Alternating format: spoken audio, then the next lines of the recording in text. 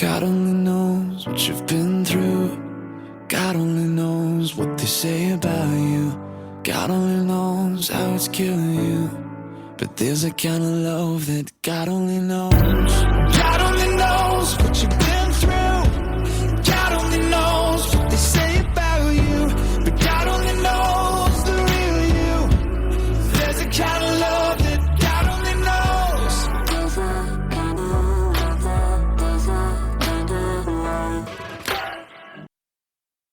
Welcome to season 3, episode 41 of Your Journey Is Not Over.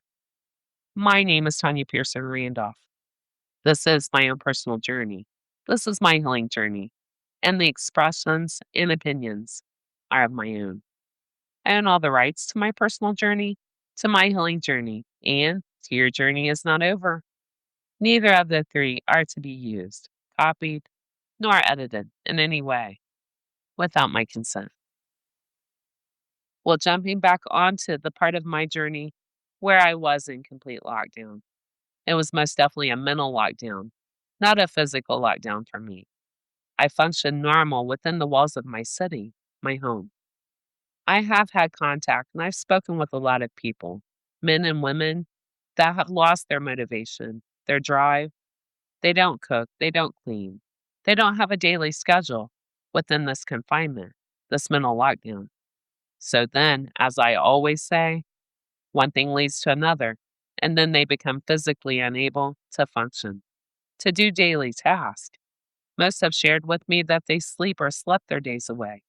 It is their escape to not have to deal with, to even concept that this truly is their life, where their path, their journeys led them, where all the traumas, the pain, the suffering, all the things that you survived and overcome your entire lives. Well, it all caught up with you, as it did me. So unexpected, too, and so out of character, because we all had to go through, to endure, to suffer, to experience, survive, and overcome the best that we could. And most like myself, move on like nothing ever happened. We store it, we compartmentalize it, we cope, we handle, and we carry on. So one does get tired, physically and mentally. Most, again, like myself, have been on this journey and have had to go through, experience, push through, push forward, and survive, all by the grace of God, too, since we took our first breaths on this earth. Years of battle after battle, again exhausted mentally and physically, after years upon years of survival mode. What I do encourage people that are suffering, and there are millions that are suffering around the world, please create a schedule within your city, your confinement, within your home. Just because you're locked in and locked down does not mean you cannot be productive. I encourage anything journaling, coloring pictures, crocheting, knitting, painting, reading, exercising.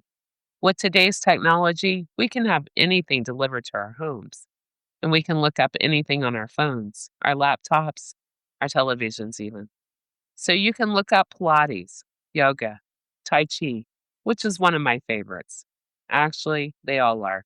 And yes, every now and then, I still do the 80s Jane Fonda aerobic workout. Please find a beginner class online that doesn't cost a thing. And I always tell people, while you're alone, all you have is time, and you can do these within the privacy of your home. There's no one around, so there's no embarrassment. There's no being self conscious, and you got the luxury to rewind. Once on a daily schedule, you're focused, you're working on yourself, doing something, anything for you. Well, that's progress because the daily schedule you create is just for you. And yes, you will begin to feel so much better about yourself. Begin to see the difference in your thought process, your mindset. I call it the road to self confidence, which is something we lack. We lost somewhere along our journeys. Please don't sleep your days away trying to escape the feelings of feeling lost, feeling fear, feeling sadness, feeling defeated, complete defeat. As in our whole lives, we must get back up, find the strength, the inner strength, God gives us the strength, the courage, and the grace to always get back up, even at times when you have to dig deeper than ever before. During confinement, during lockdown, well, that's one of those times because we have free will, a gift from God. Well, we have to do our part like we have our entire lives. God is mighty, He's powerful, but He can only do so much. Teamwork really does make the dream work. And yes, we are a team. God's the captain, and as with any team, the captain's job is to lead, but it's up to the team to listen and to follow instructions and to work together to achieve the victory. Again, my own little way of seeing things. God does not want us wasting our time, our skills, our knowledge, our wisdom that we gain from all of our personal experiences. No, He wants each of us uniquely designed, along with our journeys, to share, to relate, to help others, to encourage others, to inspire others.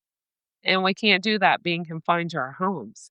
Again, we have to do our part. And that all starts with working on ourselves, accepting the hand dealt, and choosing how to play your hand that God dealt you. Folding is not an option. God won't let it be an option, nor will I. I will help as many people as possible to overcome, to begin your very own healing journey, to begin your very own self love journey, to begin your very own self reflection journey, and to begin your very own spiritual journey of reflection, understanding, healing, and then releasing all that you've seen, all that you witnessed, all that you experienced, all that you endured, all that you suffered from. But never forget, with God, only God, and by the grace of God, you survived and you overcame, and you have lived to tell about it. Your journey could help, it could inspire, it could encourage and uplift so many other people. Again, a domino effect. Everything in life is. As I have been reminded my entire life, Tanya, you're only one person. You can't save the world.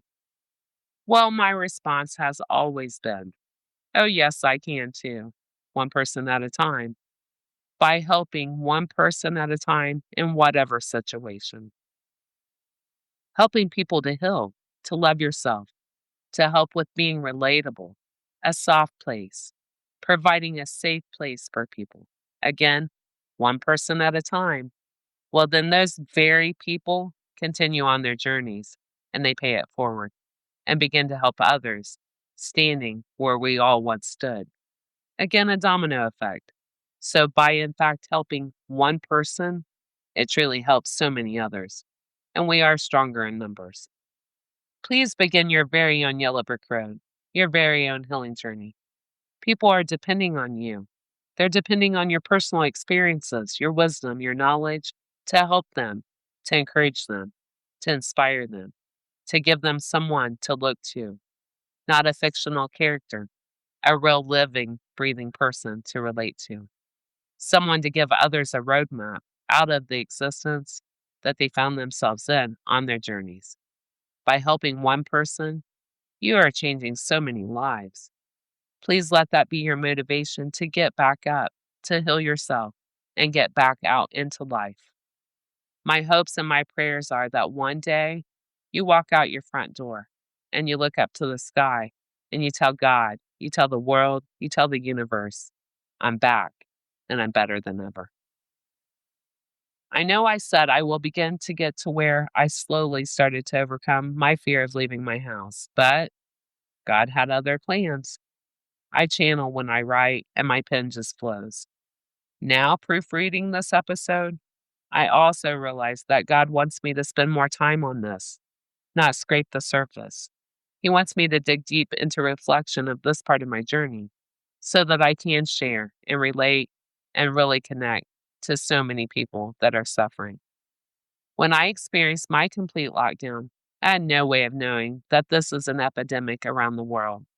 So many people are suffering with depression, with anxiety, with panic attacks, with fear, with sadness and grief.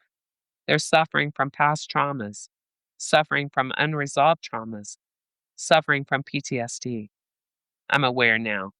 And please know, you are not alone. Sadly, you are not the only one that is suffering. Again, millions of people all over the world are experiencing our suffering. So I do know the importance of digging deeper, not scraping the surface. And as I do before every single episode, I pray what I relay is exactly what anyone needs to hear. Please continue to join me on my journey of reflecting, of healing, of understanding my journey spiritually, and releasing so that I can begin to step into who God built me to be. As I tell so many people, God didn't take us through all of that for nothing. There is a purpose for every single thing, even the pain. I do not own the rights to the things I chose to share today. Lord, whatever happens, I trust you entirely. I know your plan is better than mine. I don't know how my journey will end. Only God knows. But nowhere on my journey will it ever be said, I gave up.